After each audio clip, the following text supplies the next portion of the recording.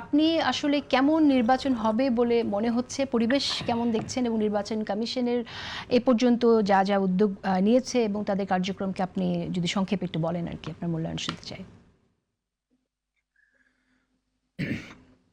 আর নির্বাচনের মাত্র একদিন বাকি।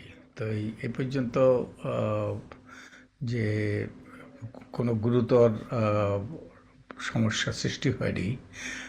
কোনো রকম ভয়াবহ সহিংসতা আমরা দেখিনি। আচরণবিধি লঙ্ঘন হয়েছে, নির্বাচন কমিশনের সক্ষমতা নিয়ে প্রশ্ন উঠেছে, এবং কিছু কিছু ক্ষেত্রে সহিংসতাও ঘটেছে, কিন্তু এই পর্যন্ত এমন কিছু ঘটেনি যেটা নির্বাচনকে ভণ্ডুল করতে পারে। যদিও এই আগামীকালকে এবং একই সাথে নির্বাচনের দিনে আমাদের রাজনৈতিক দলগুলো এবং তাদের মনোনীত প্রার্থীরা যদি সদাচরণ না করে এবং নির্বাচন কমিশন যদি কঠোরতা প্রদর্শন করতে না পারে এবং আইনশৃঙ্খলা রক্ষাকারী বাহিনী বিশেষত তারা যদি সঠিকভাবে দায়িত্ব পালন না করে, তাহলে যে বিপর্যয় ঘটতে পারে।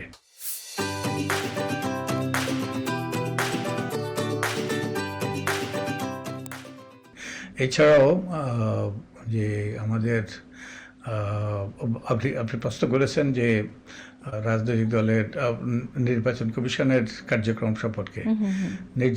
নির্বাচন কমিশনের কার্যক্রম সম্পর্কে জেসমিন টুডি কিছু কথা বলেছেন। তারা কঠোরতা প্রদর্শন করতে পারে নাই, তারা শিথিলতা প্রদর্শন করেছে, এবং অনেক ক্ষেত্রে তারা আইন কানুনের সঠিক প্রয়োগও করতে পারেনি। বস্তুত তাদের সক্ষমতা নিয়ে গুরুতর প্রশ্ন দেখা দিয়েছে। যেমন যে তারা অনেক ক্ষেত্রে অভিযোগ উঠেছে যে অনেক ক্ষেত্রে যারা ঋণখেলাপি কিংবা যারা দ্বৈত নাগরিক তাদেরকে তারা তাদের মনোনয়ন বৈধ করেছে, যেখানে এগুলো এই বৈধতা কোনোভাবেই কাম্য ছিল না। এছাড়াও তারা যে নির্বাচন পর্যবেক্ষক নিয়োগের ক্ষেত্রে তার যে মানদণ্ড ব্যবহার করার কথা, যেরকম যাচাই বাছাই করার কথা, সেটাও করেছে বলে মনে হয় না। আর আরেকটা সম্প্রতি তারা নির্দেশনা জারি করেছে গণভোটের ব্যাপারে। তারা সেই নির্দেশনায় বলেছে যে সরকারি কর্মকর্তা কর্মচারীদের গণভোটে হা বা নায়ের পক্ষ নেওয়া, যে আরপিওর 86 অনুচ্ছেদ এবং আচরণবিধির লঙ্ঘন, একই সাথে গণভোট অধ্যাদেশের 21 ধারার লঙ্ঘন। তো এই যে আরপিওর 86 অনুচ্ছেদ এবং একই সাথে আচরণবিধি, এগুলো সংসদ নির্বাচন সংক্রান্ত, এগুলো গণভোট সংক্রান্ত নয়। তাই তারা তাদের নির্বাচনী আইন, যেটা মূল আইন হলো আরপিও, এটা সঠিকভাবে পাঠ করেছেন বলে, সঠিক পাঠের ভিত্তিতেই এই সিদ্ধান্ত নিয়েছেন বলে, এই নির্দেশনা জারি করেছেন বলে মনে হয় না। আর যে গণভোট অধ্যাদেশে যে 21 ধারা, সেখানে বলা আছে যতটুকু প্রযোজ্য, এখানে প্রযোজ্যই নয়। তো এটা তো একটা মস্ত বড় ভুল বলে আমি মনে করি। তো এইভাবে নির্বাচন কমিশন কতগুলো ক্ষেত্রে তারা সঠিক সিদ্ধান্ত নিতে পারে নাই এবং এই জায়গায় একটা বিষয় আমি জানতে চাই আপনার কাছে, যে নির্বাচন কমিশনের সম্পর্কে যেটা আমরা আলোচনা করছিলাম, এটা শুনছিলাম, জেসমিন টুলিও এই বিষয়টি বললেন যে তাদের যে দুর্বলতা, মানে একটি জায়গাতে সিদ্ধান্ত নিয়ে সেখানে স্থির থাকতে না পারা, চলে আসা, এটা আসলে নির্বাচনে কতটুকু প্রভাব রাখতে পারে? কারণ এখানে তো চেইন অফ কমান্ডের ব্যাপার আছে, রিটার্নিং অফিসারদের কিছু কিছু জটিল বিষয়ে সিদ্ধান্ত নিতে হতে পারে, সেখানেও কি আমরা ওরকম চাপের মুখে আবার ফিরে আসতে দেখবো কিনা, এটা কি মনে হয়? এখন একটা আমরা ওই যে এখানে একটা গুরুতর সমস্যা আছে। নির্বাচন কমিশনের দায়িত্ব একটা সুষ্ঠু, নিরপেক্ষ, গ্রহণযোগ্য নির্বাচন করা, জাস্ট নির্বাচন নিশ্চিত করা। তো যেখানে যেই নির্বাচনে সম্ভাব্য ক্যান্ডিডেটদের মধ্যে যারা বৈধ ক্যান্ডিডেট নয়, যদি তারা ঋণখেলাপি হয়ে থাকে, যদি তারা দ্বৈত নাগরিক হয়ে থাকে, তাহলে তারা বৈধ ক্যান্ডিডেট নয়। তো অবৈধ ক্যান্ডিডেট, সম্ভাব্য অবৈধ ক্যান্ডিডেট নিয়ে যেই নির্বাচন হয়, সেই নির্বাচন জাস্ট এবং ফেয়ার কিনা সে নিয়ে গুরুতর প্রশ্ন রয়েছে। এবং তাই নির্বাচন কমিশন ইনফ্যাক্ট একজন নির্বাচন কমিশনার বলেছেন যে ঋণ খেলাপি দ্বৈত নাগরিকত্ব গোপন করলে ভোটের পরেও ব্যবস্থা নেবে তারা।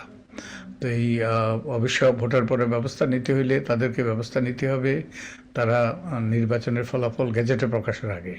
গেজেটে যখন প্রকাশ করা হয় তখন এটা ইলেকশন পিটিশনের অংশ, তখন এটা আদালতের এখতিয়ারে চলে যায়। তো তারা না, কিন্তু যদি আপনি যেটা বলছেন যে ঋণ খেলাপি কোনো ব্যক্তিকে যদি এটা আসলে তার প্রার্থিতা যদি দিয়ে দেওয়া হয়, সেক্ষেত্রে কোর্টেও তো কেউ চ্যালেঞ্জ করতে পারে এবং সেই ঘটনা ঘটেছেও, আমরা দেখেছি আদালতে গেছে, আদালত তো সেই জায়গায় কোর্টে চ্যালেঞ্জ করতে পারে। কিন্তু সেই আমাদের অতীত অভিজ্ঞতা হলো কোর্টে চ্যালেঞ্জ করার পরে সেগুলো কোনোদিন হয় যে মেয়াদকালীন এগুলো শুরু হয় না। তাই নির্বাচন কমিশনকেই গেজেট প্রকাশ না করে এগুলো তদন্ত করে ব্যবস্থা নেওয়া উচিত। তাদের সত্যিকার অর্থে তারা বৈধ ক্যান্ডিডেট ছিল কিনা। ওকে, কিন্তু আমি বলছি যে আমরা দেখলাম যে এসব ক্ষেত্রে কয়েকটি জায়গায় অলরেডি কোর্টে গেছে, সেই জায়গাগুলোতে তো কোর্ট থেকে আপনার সিদ্ধান্ত দেওয়া হয়েছে, সেরকম ঘটনাও আছে। কোর্টে গিয়েছে, এটা বৈধতা যে ক্যান্ডিডেট যাদের বৈধ বলে ঘোষণা করেছে তারা সেগুলো বৈধ কিনা অবৈধ সেটিং আর চ্যালেঞ্জ করেছে। কিন্তু এটা হলো নির্বাচনের পরের কথা বলছি। নির্বাচনের পরে যদি গ্যাজেট করে হয়ে যায় তখন নির্বাচন কমিশনের আর এখতিয়ার থাকে না, তখন আদালতের এখতিয়ার চলে যায়। কিন্তু নির্বাচন কমিশনের এখানে এখতিয়ার প্রতিষ্ঠা করা দরকার। এবং আরও আমরা দেখেছি যে আইন অনুযায়ী প্রত্যেক ক্যান্ডিডেটকেই কিন্তু তাদের ট্যাক্স রিটার্ন জমা দেওয়ার কথা, সর্বশেষ ট্যাক্স রিটার্ন জমা দেওয়ার কথা। এবং আমাদের আশঙ্কা যে অনেক ক্যান্ডিডেট শুধুমাত্র প্রত্যয়নপত্র জমা দিয়েছে, যেটা তাদের যে মনোনয়নপত্র এটা ইনকমপ্লিট, এটা অসম্পূর্ণ। এবং অসম্পূর্ণ যখন মনোনয়নপত্র হয় তখন সেই মনোনয়নপত্র বৈধ হওয়ার কথা। এমনও আমরা শুনেছি যে প্রার্থীরা যে তাদের যে আয় বলেছে সেই আয়ের সাথে তাদের ইনকাম ট্যাক্সের ফাইলের বিস্তর ফারাক আছে, সেরকম অবশ্যই ওগুলো তো আছে, সেই তথ্য গোপন তো আছে, ভুল তথ্য দেওয়া তো আছে। কিন্তু কতগুলো আইনের কতগুলো সুস্পষ্ট বিধান লঙ্ঘন করেছে বলে আমাদের আশঙ্কা। এবং এটা নির্বাচনটা জাস্ট এবং ফেয়ার কিনা সে নিয়ে প্রশ্ন উঠবে। নির্বাচন কমিশনকেই এই যে গেজেট প্রকাশের আগে এগুলো তদন্ত করে ব্যবস্থা নেওয়া দরকার এবং এরপরে ফলাফল গেজেটে প্রকাশ করা দরকার।